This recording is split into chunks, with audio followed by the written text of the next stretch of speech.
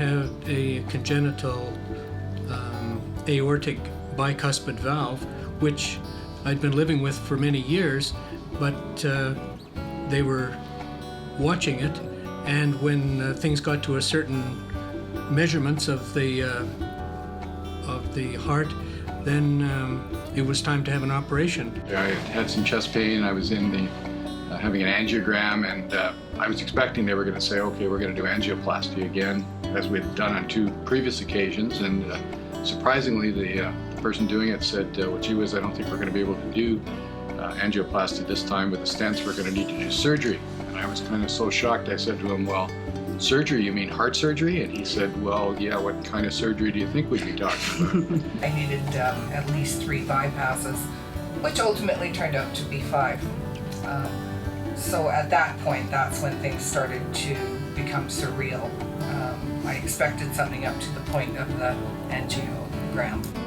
It's been 14 months since my open heart surgery, and I feel excellent, positive, and getting better. It's been 7 years since my surgery, and I would say that I'm in a lot better shape than I would have been had I not had that surgery. It's been 5 months and I'm feeling great. It's been 7 months and I'm feeling thankful. Hello, I am Dr. Michael Perchinsky, cardiac surgeon here at the Royal Jubilee Hospital. This 30-minute video that you are about to watch will introduce you to some of the members of our cardiac team. It will help you learn about what will happen during your operation and what it will take for you to fully recover from your procedure.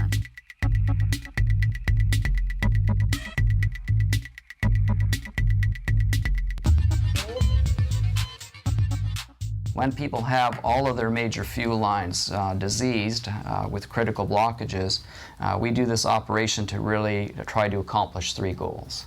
Number 1, to try to eliminate angina so they get back to better quality life, better exercise routine, back to work and travel. Number 2, to try to lower the risk of having a major heart attack. Number 3, to improve their chances of living longer. When you have all your major fuel lines badly diseased, your long-term survival is improved with surgery. Prior to your surgery, you'll be visited by myself or one of my colleagues from anesthesia. We will review your medical records, your investigations, your medications, and conduct a brief physical exam. We will discuss with you the anesthetic care plan we have in mind and answer any questions you might have. Depending upon your age and your medical conditions, we may offer you preoperative sedative medication. Once your heart surgery operation is completed, you will be transported, still asleep, by the cardiac anesthesiologist and members of the surgical team to the intensive care unit. There, we will keep you asleep for at least a couple hours after the operation. We will use a combination of intravenous painkiller medicine and relaxing medicine to make sure you're comfortable. Once we're happy that you're awake enough, we'll pull the breathing tube out and have you breathing on your own. Your family members can come and see you within about an hour after the operation. Hi, I'm Erin. I'm one of the critically care trained nurses who will be caring for you once you are done in the operating room. You're going to admit into the CVU with a physician, a respiratory therapist, and my fellow colleagues. We're going to take good care of you while you're in the CVU. You will be asleep for a couple of hours until the physicians, the respiratory therapist, and myself all feel that it's safe to be able to wake and extubate you. You will have a breathing tube in place. You will have some chest tubes and some intravenous lines in place. Those are all normal equipment that we need while you're in our CVU. Once we feel you're stable, we will start to take away that extra equipment and make sure that you're able to safely stand the next day and get you out to the ward where you can continue on your journey. For any of the family members who are wondering about the stay in there, we'll definitely be talking to you. You can call at any time and we'll update the family as needed. Certainly family members are allowed to come into the CVU, but we just ask that it's dedicated family member. Our care is to yourself and to the family. Hi, I'm Coco. I am a nurse practitioner on 3 Northwest. You will meet me once you are out of CVU. We do provide team-based care on 3 Northwest. It is important to communicate among the team, so do let us know how we can best help you during your recovery. I'm Dr. Reg Smith. I'm the clinical pharmacist for cardiac services at the Jubilee Hospital.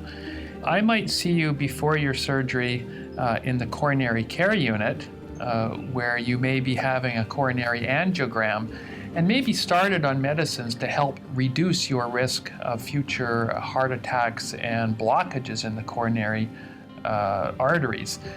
Those medicines will consist of cholesterol-lowering medicines, blood pressure-lowering medicines, and usually antiplatelet agents. If your blockages cannot be fixed in the heart cath lab with an angioplasty, then you'll be seeing me in the cardiac surgery end, where surgery will bypass the blocked arteries. After the cardiac surgery, you'll still need to continue on with your medicines that reduce your risk of further heart artery blockages, such as the cholesterol-lowering medicines, low-dose aspirin, and ACE inhibitors and blood pressure medicines. Continuing on these medicines is part of your strategy to reduce repeat heart surgeries and angioplasties in the future. There are 4 valves in the heart, and the best way to think of a valve is like a one-way door. All the valves have a door frame and they have several leaflets or cusps. When a big pumping chamber is full of blood, it squeezes very quickly, the valve opens, blood passes through easily, the valve then closes. It prevents blood from leaking back into the heart. Each of our valves opens and closes 100,000 times every day, so it does an incredible amount of work in a lifetime. There are 2 principal valve disorders, stenosis and regurgitation. Stenosis occurs when calcium and scar tissue build up on the leaflets. The leaflets become very scarred, narrowing down the opening of the valve itself. So then it makes it difficult for the pumping chambers to push blood through the valve and circulate it through the body. The other problem, regurgitation, occurs when the valve leaflets don't close the door properly. Then what happens is blood leaks back into the chambers of the heart in an abnormal direction. The heart becomes overloaded with blood and gets congested. That leads to symptoms of heart failure. When it comes to treating valve abnormalities, in valves that are badly scarred and narrowed where they are stenotic, typically those valves cannot be repaired. They have to be replaced with an artificial valve. Valves that have regurgitation, however, as long as the leaflets are in reasonably good shape, most of them can be repaired. We have 2 major types of valves that we use to replace a heart valve, and there's certainly good things and bad things about both of these valves. This is what we call a mechanical valve. It's entirely man-made. It's made out of a special steel compound. This valve will last more than 50 years. The downside of a mechanical valve is that when it is put in the bloodstream, blood clot can form on the surface of it. If that occurs, the valve becomes impaired in its function, and that can lead to heart failure. In addition, blood clot can break off the valve and go off to the brain and cause a stroke. To prevent this, patients must take a medication called an anticoagulant. It's an oral medication. Presently, that medication is warfarin, but we are hoping here in the near future, new medications will become available that are approved for the anticoagulation of mechanical valves. The other type of valve that we use is what we call a bioprosthetic valve or a tissue valve. The leaflets come from either a cow or a pig heart. Most of these valves do not require long-term anticoagulation. Most patients are left on an aspirin a day for the rest of their days. The difficulty with this valve, however, is that it has a certain lifespan. Most of these valves will last about 10 to 15 years. So in younger patients, they are much more likely to wear out this valve and require a second operation to replace that valve. If things go very smoothly, we typically get you out of bed sitting in a chair the day after surgery. The second day, we get you on your feet, walking to the bathroom and out to the halls. And every day thereafter, more activity. Everyone, my name is Kaylee. I'm one of the occupational therapists at the Royal Jubilee Hospital on the cardiac floor. And today I'd like to go through what to expect from a rehabilitation process after an open heart surgery. So the first thing I'd like to talk about is what to expect in terms of what we call the surgical pathway. If tomorrow is your surgery, we call that post-op day 0. And then the following day would be post-op day 1, then 2, 3, and so on. On post-op day 0, you'll mainly just be resting in bed after your procedure. On day 1, we'll get you to sit up on the edge of the bed and we'll maybe get you to stand. On day 2, we'll take you for your first walk, which could be just beside the bed or it might be a little bit further depending on how you're feeling. Every day after that, we'll be just progressing you a little bit more to increase your general strength and tolerance, and we'll be there to support you through that. On days 4 and 5, we will be starting to discuss discharge planning with you. So that might include talking about some equipment that you might need after you go home. So things like a walker or a seat for inside your shower. And we'll also start to discuss any supports you might need at that time as well. So that could be community resources or some formalized home supports. We'll also do the stairs on days 4 to 5. And we'll do the stairs whether you have them at home or not. We'll do 20 stairs. And what the plan would be is to get you to go up the stairs, and then we would exacerbate your heart rate and watch to see if your oxygen and heart rate are okay at that point, and watch your heart go back down. On day 5, we hope to be discharging you home. However, sometimes it takes people a little bit longer, and that's okay too. It's also really important for you to know that there's an entire team of people working together to support you behind the scenes. And you might see a lot of different people coming in and out of your room. You might see me or a physiotherapist, care aides, nurses, your nurse practitioner, or your surgeon. And all together we'll be visiting you to see if you have any questions and to support you along the way. The next thing I want to discuss with you is what not to do after surgery. So the things you're not allowed to do we call sternal precautions. Tomorrow when you go for your surgery, the surgeon is going to cut very cleanly through your sternum bone. Your sternum bone is this hard, flat bone in the center of your chest. Once the surgeon cuts through the bone, they'll be able to access your heart. When they come back out, the surgeon's going to take multiple steel wires and actually going to sew your sternum bone back together. So both sides of the sternum will come back together. Once that's completed, it'll form a sort of cast inside your body to help to heal the sternum after the surgery. This will allow the new bone cells to grow over the top of those steel wires and create a strong, stable sternum once again. Just like any other bone, any other broken bone, this will take up to 8 weeks to heal. During this time, we need to follow some strict precautions so that we don't pull apart those new bone cells while they're trying so hard to heal. It's very important for you to know that if you don't follow those sternal precautions, this can actually cause a very serious bone infection, which can lead to a longer hospital stay, longer-term antibiotics, at least one other surgery, and perhaps an open wound as well. It's extremely important that we pay attention to those strict precautions so that we help the sternum to heal and we avoid those complications.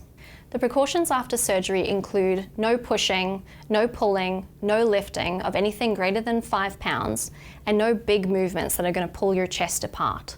So that includes no big stretches, no tucking your shirt into the back of your pants, no pushing or pulling open any doors, any heavy doors. And when you go to the toilet, we recommend putting your arms across your chest and turning to reach to be able to wipe. As I said before, it's really important for us to pay attention to those during lots of different movements and tasks in order to help your sternum to heal. I'd like to now go through how to do that with certain movements and tasks. As a reminder to yourself, we recommend putting your arms across your chest so that you're not tempted to use your arms. The first thing I'd like to show you is how to get in and out of a chair. So when walking up to a chair, we recommend putting your arms across your chest, walking back until you feel the chair behind your knees, and then sitting back in a squatting motion.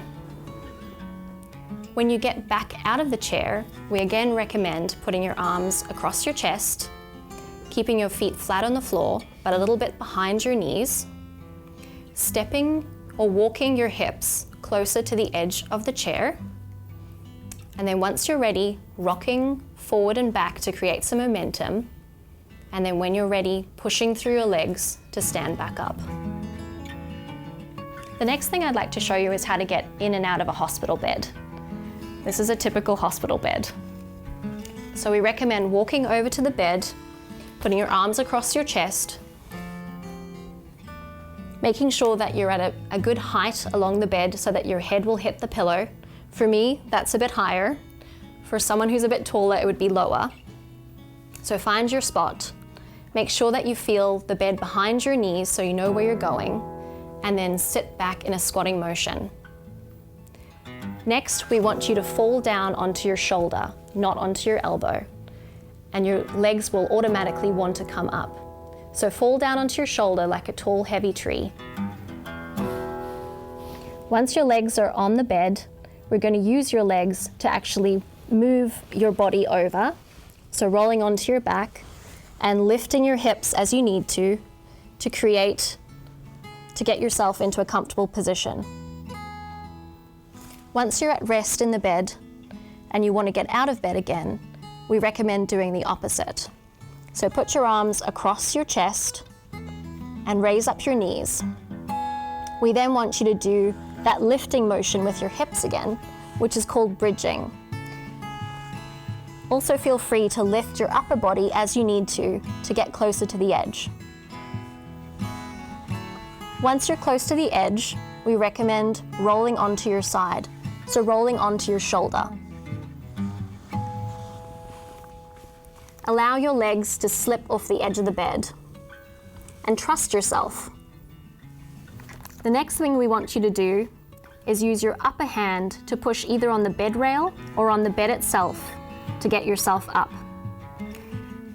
Make sure to slip your arms or change your arms around to suit which way you're going to be going. And then push either on the bed rail or on the bed itself to lift yourself back up. The next thing I want to discuss with you is your lung health after surgery. So as I mentioned earlier, for the first few days after surgery, you'll be spending a lot of time in bed. You won't be doing that much movement, and you might actually be using oxygen to assist with your breathing. For that reason, it's really important for us to breathe very deeply after surgery to increase our lung capacity again. During the time that we're spending in bed and not moving very much, the air sacs in the base of our lungs can actually start to collapse. Lung collapse can actually cause a lot of different complications, such as respiratory difficulties or pneumonia. For that reason, we recommend breathing as deeply as possible, as often as possible.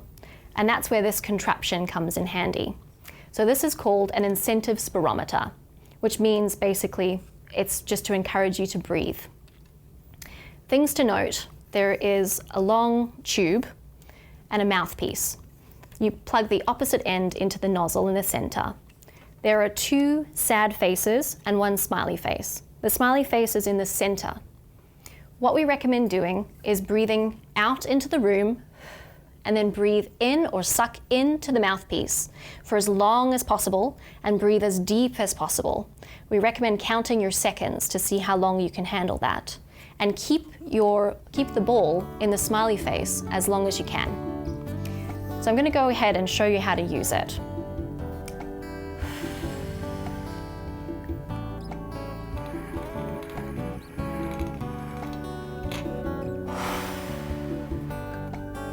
So for me, I used it for about 4 to 5 seconds and I breathed just once.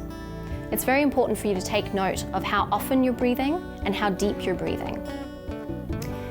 We recommend using this 5 times every hour that you're awake after surgery. So that means probably every 12 minutes, take 2 to 3 breaths into this. And as I said before, make sure you're keeping track. Something else to mention in regards to your lung health is that during the time spent in bed, what can happen is phlegm and mucus can pool in the base of your lungs. So you might find that when we start walking around initially, you might need to cough a little bit more than usual. This is normal and protective for your lungs. It actually helps to prevent complications. But as you can imagine, with a broken sternum, it's going to be very uncomfortable for you to sneeze or to cough. So what we recommend doing is hugging your body, using either your arms or a pillow to create a pseudo splint to help with the pain control. And that's it for me. So thank you so much for listening. And we'll be coming around to each room to give you an incentive spirometer to check how you do with those sternal precautions and to answer any questions that you might have. Thanks so much. Realistically speaking, it takes you about 2 months to recover from a heart operation. A big part of that is related to this incision through your breastbone. The bone is brought together with stainless steel wire. The wire is permanent, acts like a cast inside, but it's like having a broken bone. So it takes 2 months to heal. When you get home, we encourage you to get outside for a couple walks every day, and you slowly progress that as you get stronger. We do not allow patients to do any strenuous exercise, heavy lifting, or driving in the first 6 to 8 weeks after surgery. I'm Rachel. I'm one of the nurses on 3 Northwest, which is where you'll come when you are ready to come out of the cardiovascular unit. This is usually on the first or second day after your surgery. And when you come to us, we will hook you up to a heart monitor on your chest, and that'll stay on for about 3 to 4 days while you're here, so we can monitor your heart rate and your rhythm. On the first day after surgery, we start by getting you out of bed standing about 3 times, and then over the next few days, you'll progress to sitting in a chair for all of your meals, going for a walk around the unit, and starting to practice getting in and out of bed independently using your sternal precautions. Because it's important to balance both rest and activity, on 3 Northwest, we have a designated rest period between the hours of 1 and 3 p.m. And during those times, we just request that family and visitors don't come so that you get a chance to have a good rest. Every morning on 3 Northwest, we'll get you out of bed and standing on the scale, and this allows us to determine how much fluid your body is holding on to after surgery, and we'll be giving you medications to help get rid of that fluid. It comes off pretty quick. Closer to discharge, you'll have a few follow-up tests, you'll be able to have a shower, and you'll be practicing the stairs with our physiotherapist. And also our team will be consulting with you during the discharge planning process so that we can create an appropriate plan for you for when you're going home. When it comes time to going home, your nurse will review all of your medications with you, your prescriptions, and any discharge instructions that your surgeon has written for you. And it's all going to be written in your white book that you're going to be given before your surgery, so make sure you have that with you because that one you get to go home with. We'll see you when you get here. If patients put too much strain on their breastbone, they tear their breastbone apart, then it gets infected. That is a very big problem to fix. So patients have to care for this like a broken bone.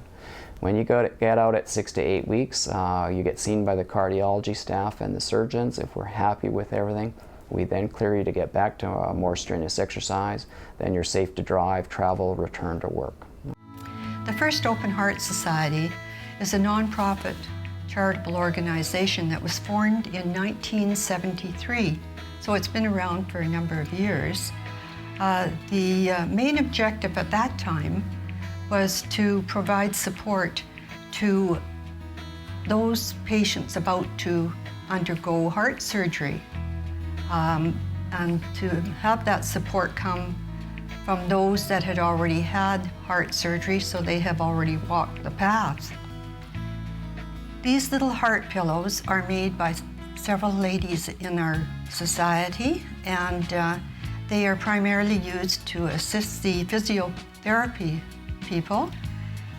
Because open heart patient surgery patients have a chest incision, they use the little pillows to hold against the incision, crossing their arms.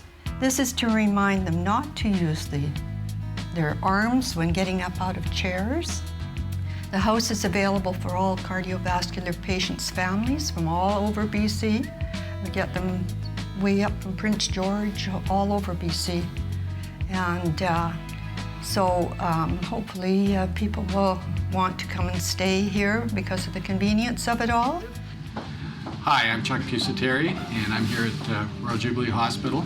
I'm a volunteer with an organization called Heart to Heart. Heart to Heart exists to provide information classes for patients who have had some sort of a heart event, and there's a series of 7 classes that they can go to, and in each class we bring in a specialist to talk about some aspect of having heart disease, like cardiologists and pharmacists, exercise specialists, nutritionists, social workers, those kinds of people. And individuals and their spouses attend these classes, and what they do is get information about the things that they can do to help themselves in the future, and also they meet other people that have had similar things happen to them, and so there's a bit of support that way as well. Good morning, Kathy. I'm Barb, the social worker that met you earlier while you were recovering in the cardiovascular unit just after your surgery. We talked then about your home situation and the kinds of supports you might need to help you with the next chapter, your recovery at home. And as a social worker, of course, I'm interested in any practical things I can think of that can assist you, but also just encouraging you in ways that you can build up your confidence and feel stronger in all aspects of your body and your mind and your spirit as you go on to the recovery. So at this point, I want to make sure that you have some information that I think will help you as you head out of here. I know you're going home today, so I didn't want to miss you before you left. As someone who lives alone, you were able to tell me about the great network of friends and folks through your church and other supports that you have in place, which is fantastic. Because I think, especially during the early days, their help is going to be very, very beneficial. You'll be tired and you'll need their support. But I did bring you some information about meals and about transportation that you can use for backup in the event that something falls through with a casserole that was planned and stuff, and so that you don't have to feel too dependent. Part of your psychological recovery is going to be rebuilding your confidence and your sense of independence and who you are again. So we did talk too about the value of the Take Heart program in the Cowichan Valley, and I've brought you the information about that program and encourage you, once your doctor feels you're ready, to join in. The benefits are double. It's the exercise that you need for your cardiac rehab. But mentally, exercise is nature's antidepressant, as we talked about, and we do know that depression plays a role for some people in their recovery. Other folks who've been there have told me how important these exercise programs are because it builds community, it breaks down the isolation that you might feel as you're recovering in your home, and it also builds up your strength, both physically and mentally, so it's important. I'm responsible for patients' nutritional health pre and post cardiac surgery. Now, if you don't see me through your admission, that's a good thing. That usually means that we think that you're eating and drinking well to promote healing. The reasons why you may see me might include unintended weight loss, new diagnoses that we discover while you're admitted, or some education that's needed. I am not responsible for food. Every day someone will come around and ask you what you'd like to eat for breakfast, lunch, and dinner. Be sure to tell them what you like and don't like. We want you to eat. Hi, Mr. Lott. I'm Ivana, the dietitian for the 3rd floor. Hello. Hi, did the nurse tell you I was coming to see you today? She mentioned it, yes. Good. So I'm here to talk about heart health. Can I have a seat? Please do. Okay. So a lot of people want to know about nutrition and diet after they have a heart surgery. It's really important that you continue to eat. Now is not a time to go on a diet because you need nutrition to heal. Okay, it's also a good idea to follow heart-healthy eating guidelines. Something happened to me that not a lot of people in this world have happened to them, successfully come through major heart surgery. So what was I going to do with the rest of my life, quite frankly? I think that's what I hadn't thought a lot about, is I think being positive at the end of it and trying to lead my life to the fullest, live it to the fullest, and take advantage of every opportunity that's out there. Not wait, not put it off, do it today, and get on with life. The care that I've received at Royal Jubilee I found to be, on the whole, excellent. I would say better than my expectations. It didn't seem like an ordinary hospital. It seemed like an extraordinary hospital where there were more staff than I expected to be available. I was visited in my room more often than I actually expected. On those occasions where I needed assistance and there was nobody there, assistance was in a fairly short time forthcoming. And I found that the treatments were very effective and that also I was encouraged. The important chapter, that early recovery chapter, is fraught with frustration as you can't do the things that you thought you would like to be doing. Driving for some is an issue. Lifting, letting others help them for most of us is a challenge. We tend to like to be independent, and this is a time where we have to actually depend on others and see the strength of our community. Patients have often told me down the road that these times bring unexpected gifts, recognition of the strength of the relationships that they have in their lives, the importance of friends and neighbors and communities of whatever kind, and also the gifts of more time with their loved ones and increased health benefits that give everybody a chance to recreate the future in the shape that they would like it to be.